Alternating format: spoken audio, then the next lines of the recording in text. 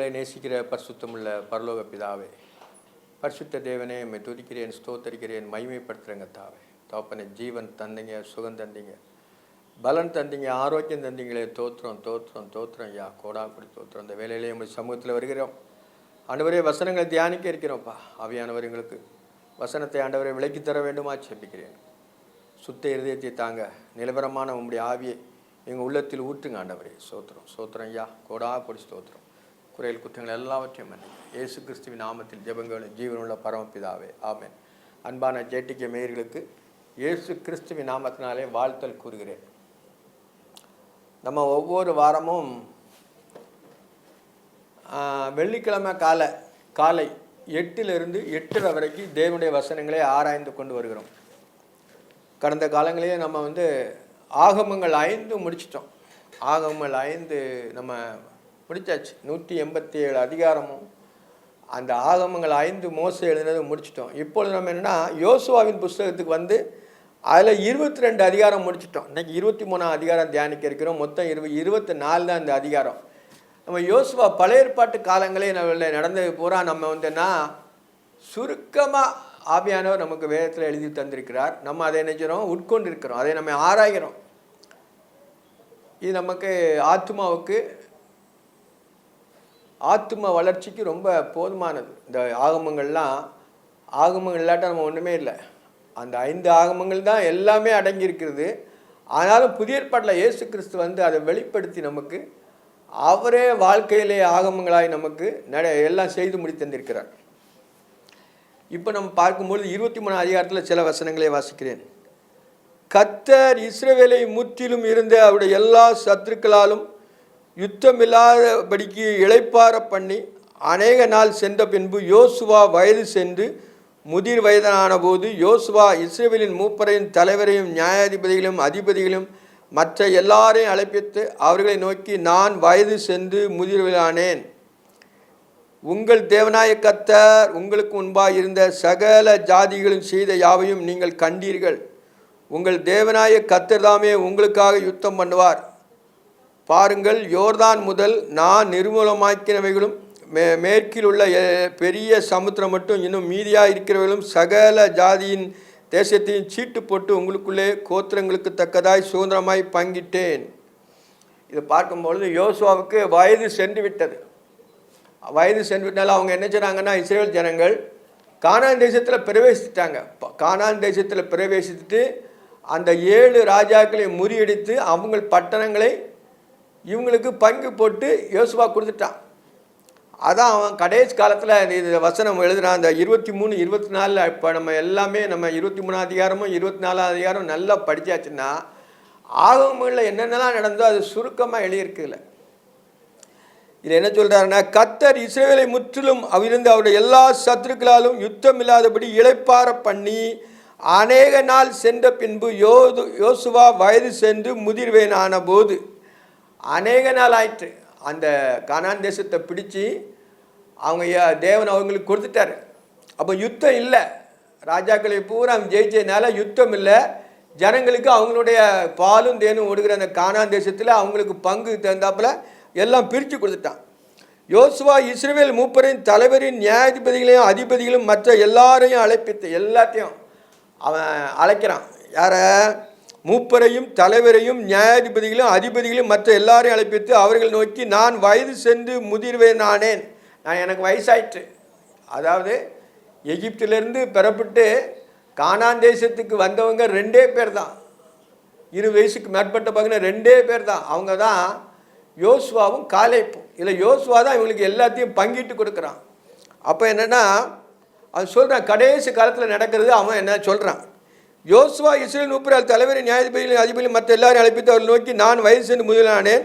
உங்கள் தேவனாய கர்த்தர் உங்களுக்கு முன்பாக இருந்த சகல ஜாதிகள் யாவையும் நீங்கள் செய்த யாவையும் நீங்கள் கண்டீர்கள். உங்கள் தேவனாய கர்த்தர் தாமே உங்களுக்காக யுத்தம் பண்ணினார். தேவனாய கர்த்தர் தான் யுத்தம் பண்ணார். இவங்க சும்மா தான் போகிறாங்க. யுத்தம் செய்கிறது யார்? எல்லாமே தேவன் தான். தேவன் தான் அவங்களுக்கு இயற்கையின் மூலமாக அவங்களை எல்லாவற்றையும் அழித்து போட்டு, இயற்கை சூழ்நிலையினால் அவங்க எல்லாத்தையும் அழித்து போட்டு இவங்க டூல் மாதிரி தான் வர்றாங்க. உங்களுக்காக யுத்தம் பண்ணினார். பாருங்கள், யோதா முதல் நான் நிர்மூலமாக்கினவர்களும் மேற்கில் உள்ள பெரிய சமுத்திரம் மட்டும் இன்னும் மீதியாக இருக்கிறவர்களும் சகல ஜாதி தேசத்தை சீட்டு போட்டு உங்களுக்கு உங்கள் கோத்திரங்களுக்கு தக்கதாய் சுதந்திரமாய் பங்கிட்டேன். உங்களுக்கு கோத்திரம் தந்தாப்புல சுதந்திரமாய் பங்கிட்டேன். உங்கள் தேவனாய கர்த்தர் உங்களுக்கு சொன்னபடியே உங்களுக்கும் தேசத்தை கட்டிக்கொள்ளும்படிக்கு உங்கள் தேவனாய கர்த்தர் தாமே உங்களுக்கு முன்பாக துரத்தி உங்கள் பார்வை நின்று அகற்றி போடுவார். ஆகையால் மோசையின் நியாயப்பிரமாண புஸ்தகத்தில் எழுதியிருக்கிறதை விட்டு வலதுபுறமாகிலும் இடதுபுறமாகிலும் விலகாமல் அவையெல்லாம் கை கொள்ளும்படிக்கு நிர்ணயம் பண்ணிக்கொள்ளுங்கள். அதாவது மோசை எழுதின அந்த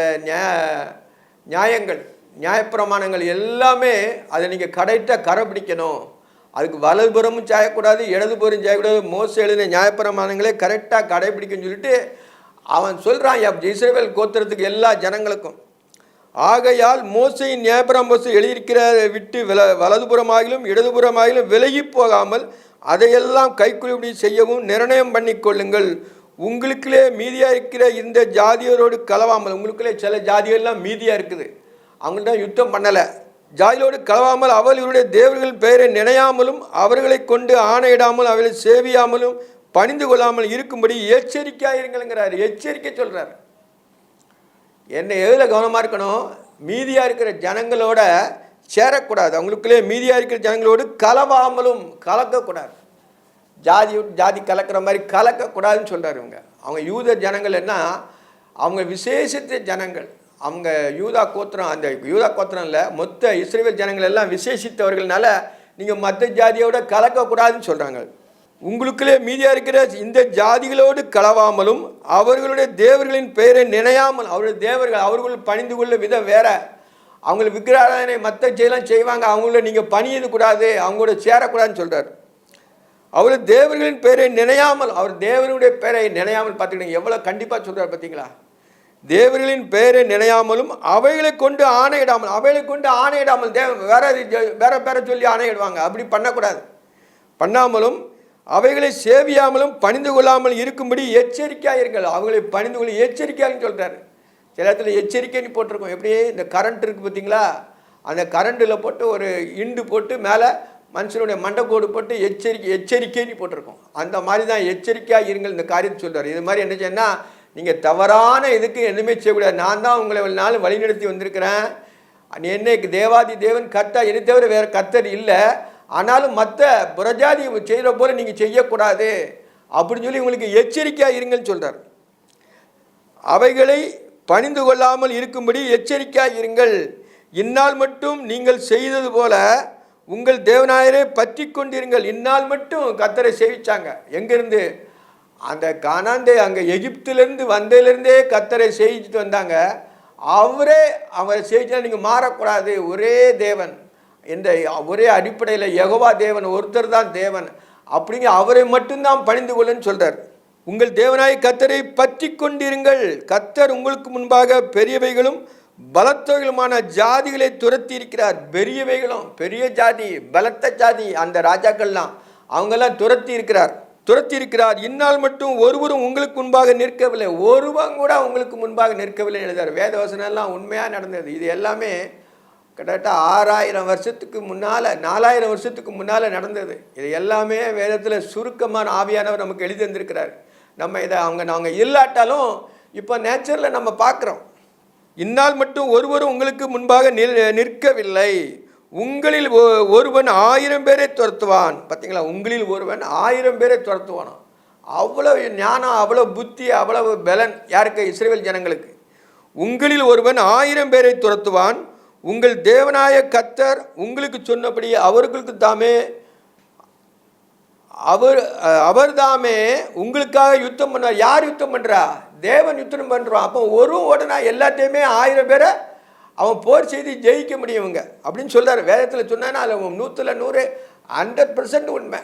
உங்கள் தேவனாய கர்த்தர் உங்களுக்கு சொன்னபடி அவர் தாமே உங்களுக்காக யுத்தம் பண்ணுவார். ஆகையால் உங்கள் தேவனாய கர்த்தரிடத்தில் அன்பு கூர்ந்து உங்கள் ஆத்மாவை குறித்து எச்சரிக்கையாக இருங்கள் அப்படின்னு சொல்கிறார். பார்த்தீங்களா, திருப்பி இதில் எச்சரிக்கையாக இருங்க சொல்கிறாருன்னா, தேவன் தான் யுத்தம் பண்ணுறாரு, ஆனால் உங்கள் ஆத்மா கிளியராக இருக்கணும்.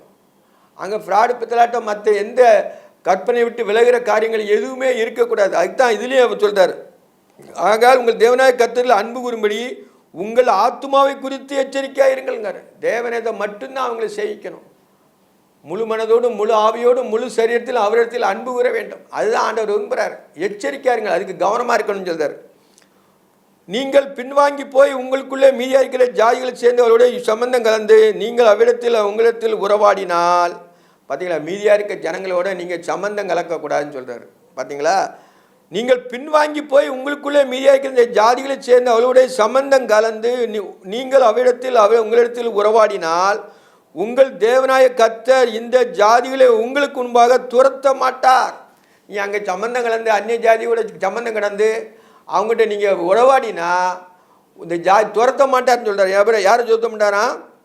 உறவாடி உங்கள் தேவனாம இன்னும் ஜாதிகளை உங்களுக்கு முன்பாக துரத்தி விட மாட்டார் என்று உங்களுக்குள்ளே தேவனாய கர்த்தர் கொடுத்த இந்த நல்ல தேசத்திலிருந்து அழிந்து போக மட்டும் உங்களுக்கு கண்ணியாகவும் வலையாகவும் உங்கள் விழாக்களுக்கு சவுக்காகவும் உங்கள் கண்களுக்கு முள்ளுகளாகவும் இருப்பார்கள் என்று நிச்சயமாக அறியுங்கள். பார்த்தீங்களா, அவங்கக்கிட்ட நீங்கள் எந்த விதமான டச்சிப்பு வைக்கக்கூடாதுங்கிறாரு. எந்த இதுவுமே அவங்ககிட்ட பண்ணக்கூடாது. அவங்க உறவாடி தான் கெடுப்பாங்க. அதனால் அந்த உறவு காரியங்களை கொஞ்சம் கூட அவங்ககிட்ட இருக்கக்கூடாது. தேவன் கண்டிப்பாக சொல்கிறார். உங்கள் கண்களுக்கு முள்ளுகளும் இருப்பார்கள் என்று நிச்சயமாய் அறியுங்கள். இதோ இன்று நான் பூலோகத்தார் எல்லாரும் போகிற வழியே போகிறேன். பார்த்தீங்களா, அவன் அப்படி சொன்னான், நான் இறந்து போயிடுவேன், நான் பூலோகத்தார் எல்லாரும் போகிற வழியே போகிறாங்க. யாருக்கும் இந்த வழி மாற்றம் இல்லை. பூலோகத்தில் மனுஷனாக பிறந்த அனைத்து பேருக்கும் அந்த பூலோகத்தின் வழி.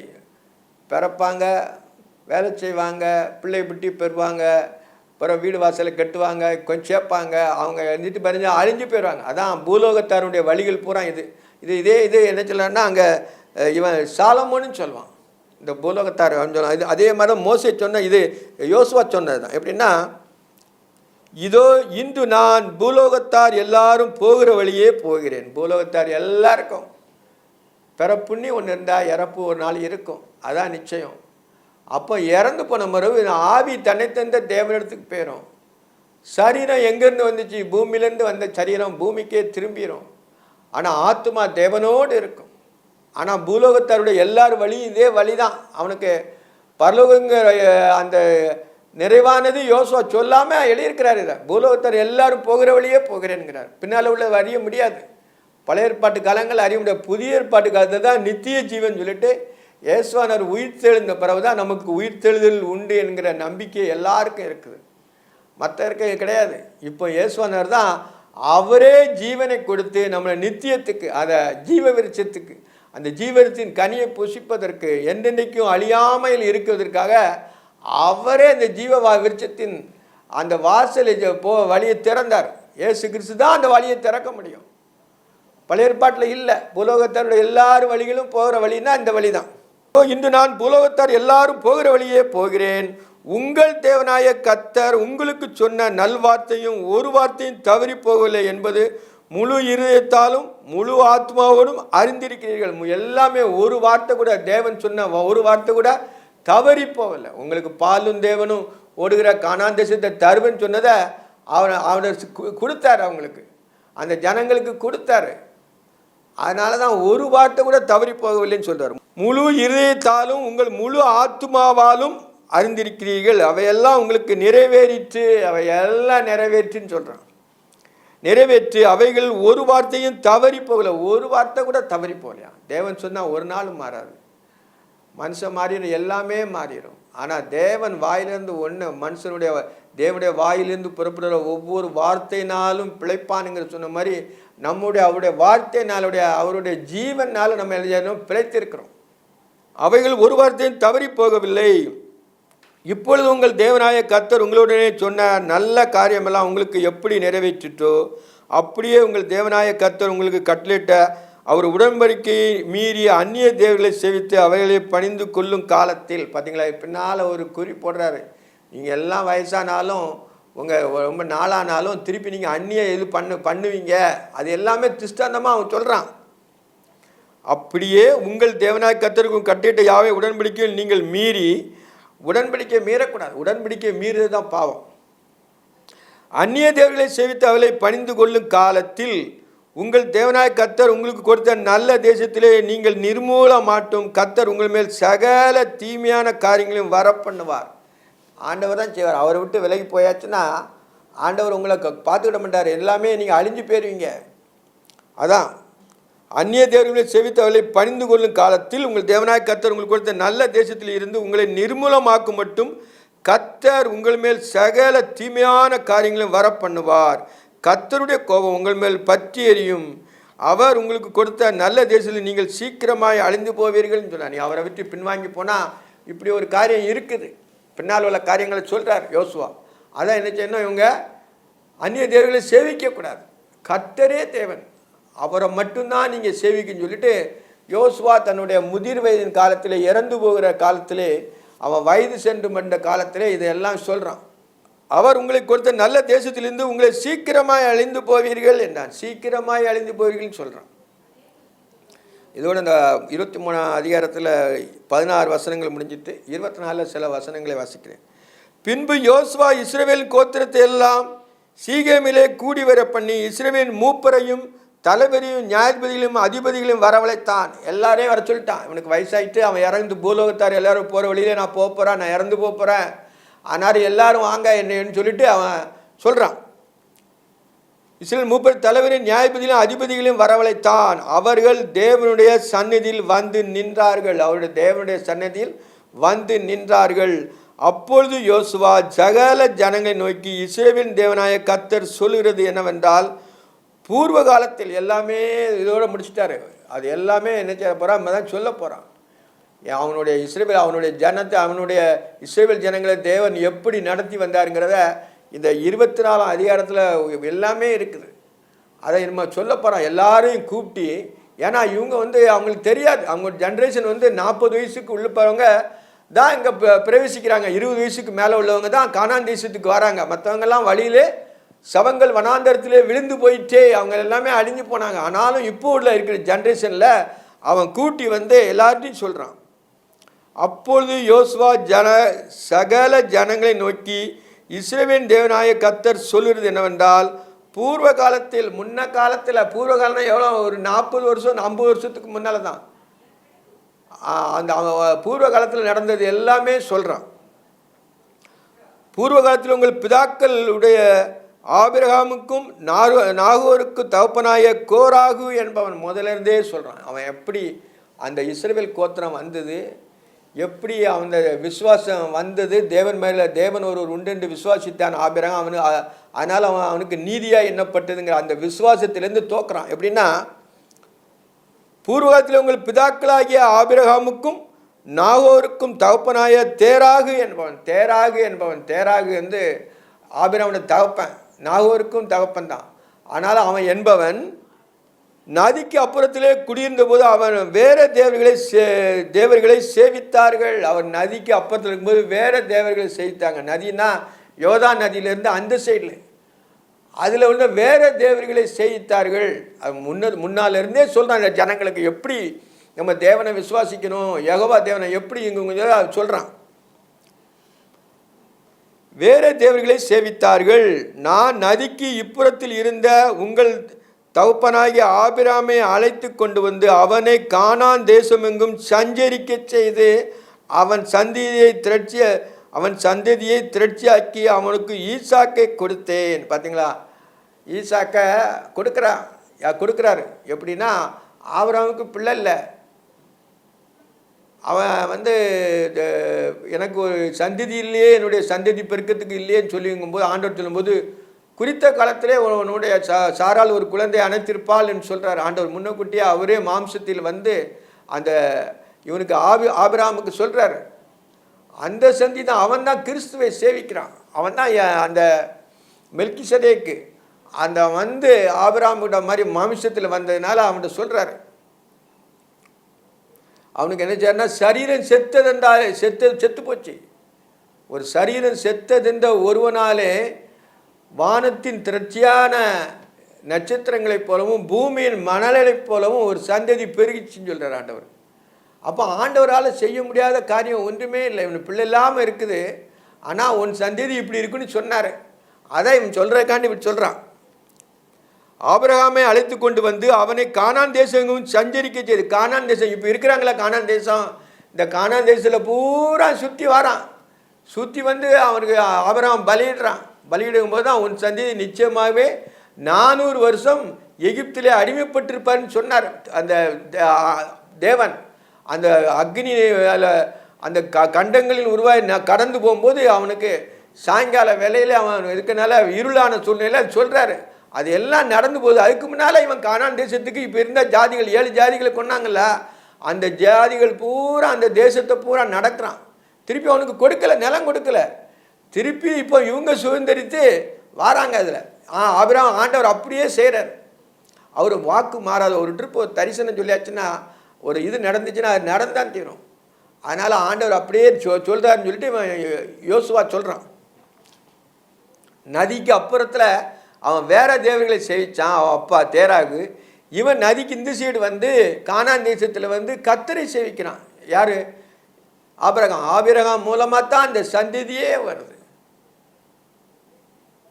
அதனால் அவன் ஆபிரகாமை முதல்ல சொல்லி தான் இது எல்லாமே சொல்கிறான். கானான் தேசமும் சஞ்சரிக்க செய்து அவன் சந்ததியை திரட்சியாக்கி அவனுக்கு ஈசாக்கை கொடுத்தேன். சரீரம் செத்து போச்சு, அதனால் ஈசாக்கு பிறகு உயிரடைஞ்சு ஈசாக்கு பிறக்கிறான். பிறகு அதே சந்ததி அவனை பலியிட சொல்கிறாரு. அவன் பலியிட சொல்லும்போது இவன் சந்ததி எப்படி வரும்னு சொல்லி அவனுக்கு அந்த அபிவிசுவாசம் நினைக்கல. தேவன் சொன்னது மாறாது என்று நினச்சிருந்தான். அவர் சாம்பல்லேருந்து கூட ஈசாக்கை எடுக்கப்படும் பலியிட்டா அப்படின்னு அவனை விசுவாசம் இருந்துச்சு. ஆனால் ஆண்டவர் சொல்லி மாறுவாரா? ஒரு நாள் அவர் இது பண்ண மாட்டார். ஒரு ஆட்டுக்கடை அவனுக்காக ரெடியாக இருந்து அதை பலியிட்டு ஈசாக்கை மீட்டுக் கொள்கிறார். அப்போ தேவன் மாறாதவர். நம்முடைய விசுவாசத்தின் உச்ச அளவை பார்ப்பார். நீ தேவனுக்கு சிநேகிதன் என்று இப்பொழுது அறிந்து கொண்டேன்னு சொல்வார். அவன் பட்டயத்தை வாங்கி வெட்டும் போது அதிலிருந்து அந்த விசுவாச சந்ததி வருது. அந்த சந்ததியை குறித்து தான் அவன் சொல்கிறான். ஈசாக்கை கொடுத்தேன். ஈசாக்கு யாக்கோபுக்கு ஏசாவையும் கட்டளையிட்டு ஏசாவுக்கு சேயீர் மலை தேசத்தை சுருக்கமாக ஒரு 50 வருஷம் 100 வருஷம் எழுதினதை 2 வருஷத்தில் சிம்பிளாக முடிச்சிட்டார். எப்படி? ஈசாக்கு யாக்கோபையும் ஏசாவையும் கட்டளையிட்டு ஏசாவுக்கு சேயீர் மலை தேசத்தை சுதந்திரிக்கும்படி செய்தான். பார்த்தீங்களா? அவன் சந்ததி ஏசா சந்ததி பூரா சேயீர் மலையில் குடியிருக்கிறாங்க. அவனுக்கு அந்த தேசத்தை கொடுத்தாச்சு. யாக்கோபு அவன் பிள்ளைகளுமோ எகிப்துக்கு போனார்கள். யாக்கோபுனுடைய பிள்ளைகள் பூரா எகிப்துக்கு போயிட்டு பஞ்சத்தில் அவங்க காலத்தை ஓட்டுறதுக்காண்டி ஆடு மாடுகளை மேய்ச்சி எகிப்துக்கு போனாங்க. அங்கே எகிப்துக்கு முன்னால் யோசேப்பு விற்கப்பட்டான். அதெல்லாம் அங்கே எழுதலை. ஆனாலும் அவன் அங்கே விற்கப்பட்ட சுருக்கமாக எழுதுறாரு. யாக்கோபுக்கு அவன் பிள்ளைகளும் எகிப்துக்கு போனார்கள். நான் மோசேயும் ஆரோனையும் சுருக்கமாக இதில் எல்லாம் ரத்தன சுருக்கமாக ஒவ்வொரு வசனத்துக்கும் ரொம்ப குறுகிய இது மாதிரி எழுதுறாரு. அதெல்லாம் நம்மள இதில் படிச்சிருக்கோம், நம்ம அதில் எல்லாம் ஏற்றிருக்கோம், நம்ம புரிஞ்சுக்கணும். அப்பொழுது மோசேயும் ஆரோனையும் அனுப்பி எகிப்தரை வாதித்தேன். மோசையும் ஆரோனை அனுப்பி தான் அந்த இஸ்ரவேல் ஜனங்களை எகிப்திலிருந்து மீட்டு கொண்டு வரான். எகிப்து ஜனங்களை ஆண்டவர் வாதையினால் வாதித்தார். மோசையும் ஆரோனை அனுப்பி எகிப்தரை வாதித்தேன். அப்பொழுது அவர்கள் நடுவிலே நான் செய்த பின்பு உங்களை புறப்பட பண்ணினேன். உங்களை அக்பர் என்ன சொன்னால் புறப்பட பண்ணினேன். நான் உங்கள் பிதாக்களின் எகிப்திலிருந்து புறப்பட பண்ணின போது சமுத்திரக்கரைக்கு வந்தீர்கள். எகிப்தின் ரதங்களும் குதிரைகளோடும் உங்கள் பிள்ளைகளோடும் சிவந்த சமுத்திரத்திலே பின்தொடர்ந்தார்கள். எல்லாமே இஸ்ரவேல் ஜனங்களை அந்த பார்வோனுடைய கடைசியில் 10வது வாதம் வந்த மரவை தான் அவன் தலைப்பிள்ளை சங்கரம் வந்து தான் அவனை அனுப்பி விடுறான். அதுக்கு பிறகும் இவங்க வராங்க, எங்கள் கானான் தேசத்துக்கு வராங்க. சொந்த சேர்த்து சுதந்திரிக்காண்டி கானான் தேசத்துக்கு வரும்பொழுது அவன் படையெடுத்து பின்னால் வந்துட்டான். ஜனங்களை போவிட்டான்னா செங்கல் இருக்க ஆள் இல்லை, எங்கள் வேலைக்கு ஆள் இல்லைங்கும் போது அவங்கள பிடிக்கிறதுக்கு ஓடி வரும்போது தான் இவங்க தேவனை நோக்கி முறையிடும் பொழுது தான் நான் உங்கள் பிதாக்களை எகிப்திலிருந்து புறப்பட பண்ணிய போது சமுத்திரக்கரைக்கு வந்தீர்கள். சமுத்திரக்கரைக்கு வந்தாங்க. எங்கள் நம்ம செங்கடல் அதுக்கிட்ட வந்துட்டாங்க. எகிப்தின் ரதங்களோடும் குதிரைகளோடும் உங்கள் பிதாக்களை சிவந்த சமுத்திரத்திலே பின்தொடர்ந்தார்கள். பிதாக்களை சிவந்த சமுத்திரத்தில் பின்தொடர்ந்தார்கள். அவர்கள் கர்த்தரை நோக்கி கூப்பிட்டார்கள். அப்பொழுது அவர் உங்களுக்கு எகிப்தின் நடுவே அந்த அந்தகாரத்தை வரப்பண்ணி சமுத்திரத்தின் மேல் புரளச் செய்து அவர்களை மூடி போட்டார். நான் எகிப்தில் செய்த இதை உங்கள் கண்கள் கண்டது. பின்பு வனாந்தரத்தில் அநேக நாள் சஞ்சரித்தீர்கள். பார்த்தீங்களா? இதெல்லாம் சுருக்கமாக எழுதியிருக்காரு. வனாந்தரத்தில் அநேக நாள் சஞ்சரித்தீர்கள்னு சொல்கிறாரு. அநேக நாளாக 40 வருஷம். ஆனால் யோசுவாவுக்கு அநேக நாள் மாதிரி தான் தெரியுது. ஏன்னா தேவனோடு இருக்கும்பொழுது அவருக்கு லகுவான இருக்கிறதுனால அந்த எழுதுறாரு. இந்த இது சஞ்சரித்தார்கள். இது 7ஆம் வசனத்து வரைக்கும் நம்ம முடிச்சிருக்கோம். அவர்களை கர்த்தரை நோக்கி கூப்பிட்டார்கள். அப்பொழுது அவர்கள் உங்களுக்கு எகிப்தின் நடுவே இருந்த அந்த அந்தகாரத்தை வரப்பண்ணி, அந்தகாரம் வந்தது. அந்தகாரம் வந்ததுனால தான் இவங்க என்ன செய்யனா, இவங்களுக்கு வெளிச்சம், எகிப்தின் சேனைக்கு அந்தகாரம். அவங்க வீடெல்லாம் கலரை பண்ணி எல்லாரையும், ஒருவன் கூட தப்பலை, எல்லா இராணுவமும் எல்லா பட்டாளமும் எங்கே வந்துச்சு, செங்கடல்ல அமிழ்த்து போட்டார். அப்போ தேவன் அவங்களை எப்படி வழிநடத்தார் பார்த்தீங்களா? மனுஷன் செய்ய முடியுமா? செய்யவே முடியாது. மனுஷனுக்கு அது எட்டாத உயரம், தேவனுக்கு எட்டாத உயரம். தேவன் இஸ்ரவேல் ஜனங்களோடு அவர் சொன்ன வாக்குத்தத்தை நிறைவேற்றுவதற்காக அவரே எல்லாவற்றையும் செய்து முடிக்கிறார். நான் எகிப்திலே செய்தது உங்கள் கண்கள் கண்டது. எகிப்திலே செய்தது உங்கள் கண்கள் கண்டது. எத்தனை வாதம் வந்துச்சு, 10 வாதம், எல்லாமே உங்கள் கண்கள் கண்டதுன்னு யோசுவா சொல்கிறான். யோசுவா அது கரெக்டாக இவங்களுக்கு கடைசி முடிவுரையாக எழுதின இதை எல்லாமே சொல்லி முடிக்கிறான். முடிவுரைங்கும்போது ஆதியிலேருந்து அந்த வரைக்கும் அவங்களுடைய இது இந்நாள் வரைக்கும் வரணும், அதை எழுதி முடிக்கிறான். அந்த 24ஆம் அதிகாரத்தில் உங்கள் கண்கள் கண்டது. பின்பு வனாந்தரத்திலே அநேக நாள் சஞ்சத்தில், வனாந்தரத்திலே அநேக நாள் சஞ்சரித்தீர்கள்னு சொல்கிறான். வனாந்தரத்தில் தான் ஆசரிப்பு கூடாரம் எப்படி செய்யணும், சீனாய் மலையிலேருந்து 10 கட்டளை கொடுத்தான், எல்லாரும் கொடுத்தாரு. ஆண்டவர் அதை எல்லாம் கொடுத்துட்டு வந்து இவங்களை இஸ்ரவேல் ஜனங்கள் நீங்கள் நியாயப்பிரமாணம் எல்லாமே அவங்களுக்கு கொடுக்கப்பட்டது அந்த வனாந்தரத்தில். எப்படின்னா அவருடைய பிள்ளைகளை அவர் சோதித்தறிகிறதுக்காகண்டே அந்த வனாந்தர வாழ்க்கை வருகிறது. நாமும் இந்த உலகத்தில் வனாந்தர வாழ்க்கையில் தான் இருக்கிறோம். நம்மளை ஒவ்வொரு நாளும் நம்மளை சோதித்து அறிவார். நம்ம நித்தியத்துக்கு போகணும், அழிவில்லாதது அழியாமைக்கு போகணும். அழியாமை நம்ம என்ன சொன்னோம் போகணும். அப்போ மரணம் ஜெயமாக விழுங்கப்படும். மரணத்தின் பாவம், பாவத்தின் நியாயப்பிரமாணம், நியாயப்பிரமாணத்தின்படி கிறிஸ்து நமக்காக மரித்தாரே. தேவன் நமக்கு மேலே மரித்ததுனால நம்மளுக்கு நித்திய ஜீவன் நம்மளுக்கு கொடுக்கப்பட்டது. எல்லாருக்கும் அதே நித்திய ஜீவன். அப்படி தேடுற பிள்ளைகள் அனைத்து பேருக்கும் நித்திய ஜீவனை வாக்களித்திருக்கிறார். அதை நம்ம பற்றிக்கணும், ஜெபம் பண்ணோம். எங்களை நேசிக்கிற பரிசுத்தமுள்ள பரலோக பிதாவே, அருமையான இந்த காலை பொழுதுக்காய் நன்றி நீதத்தோடு துதிக்கிறப்பா. நீர் இஸ்ரவேல் ஜனங்களை ஆண்டவரே எகிப்திலிருந்து ஆண்டவரே அவங்களுக்கு வாக்களித்த பாலும் தேனும் ஓடுகிற கானான் தேசத்தை அவங்களுக்கு சுதந்திரமாய் கொடுத்தீர் ஆண்டவரே. யோசுவா அவங்களுக்கு எல்லா நிலங்களை எல்லாம் பங்கிட்டு கோத்திரத்துக்கு தகுந்த மாதிரி பங்கிட்டு கொடுத்தான் ஆண்டவரே. அவனை நாங்கள் அறிகிறோங்கத்தா. அவன் வயது சென்று முதிர்வனாகும் போது எகிப்தின் ஜனங்களுக்கு எல்லாம், இஸ்ரவேல் ஜனங்களுக்கு எல்லாம் உம்முடைய வழியை அவன் காட்டினான் ஆண்டவரே. சோத்திரம் சோத்திரம் ஐயா, கோடா கொடி. அந்த வசனங்கள் எப்படி ஆம் என்றும் ஆமேன் என்று இருப்பதற்காக கோடா கொடி சோத்திரம். ஒவ்வொருவரையும் நீங்கள் ஆசீர்வதிங்க, பலப்படுத்துங்க, காத்துக்கொள்ளுங்க, குறைகள் குற்றங்கள் எல்லாவற்றையும் மன்னிங்க.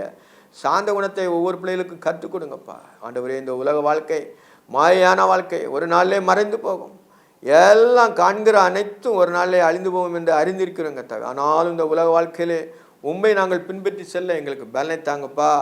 ஏசப்பா உமக்கு தோத்திரம். நீரே எங்களுக்காக மரித்து உயிர் தெழுந்தவர் ஆண்டவரே. உயிர் தெழுந்த இயேசு ரட்சகர் ஒவ்வொருடைய இல்லங்களிலும் ஒருடைய உள்ளத்திலே நீர் பிரகாசிக்க வேண்டுமா ஜெபிக்கிறேன். குறைகள் குற்றங்கள் எல்லாவற்றையும் மன்னிங்க. இயேசு கிறிஸ்துவின் நாமத்தில் ஜெபங்களும் ஜீவனுள்ள பரமபிதாவே, ஆமென்.